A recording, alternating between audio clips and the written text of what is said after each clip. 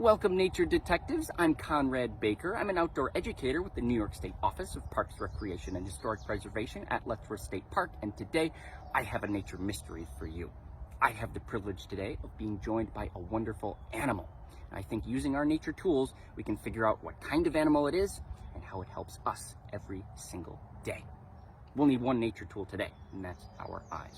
I already have our animal in the scientific jar of science. We'll give you a better look at it here. We can use our 3 nature clues to figure out what this guy is. The first nature clue, of course, that leapt right out at me were those long, skinny legs.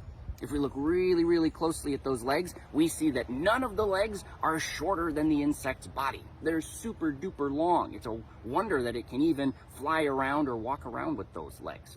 Each leg ends in tiny little claws, kind of like Velcro hooks that help it to hold on and grab onto things. The second nature clue is the length of its antennae. Those antennae do not look very long at all. In fact, it might be kind of hard to see them. They're like those 2 little hairs poking off of the front of the animal's head.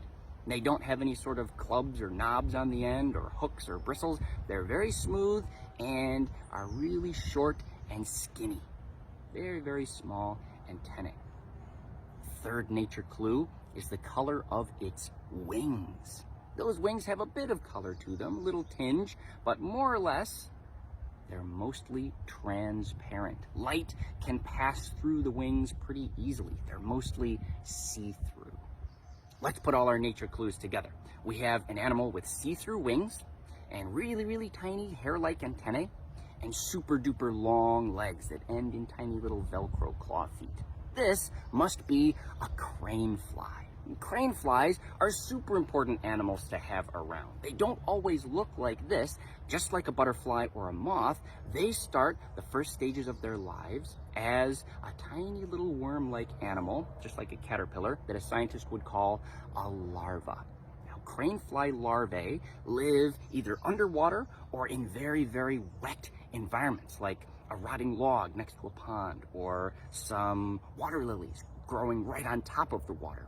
As they are eating and doing their daily business in or on the water, crane fly larvae are adding lots of nutrients to that wet environment.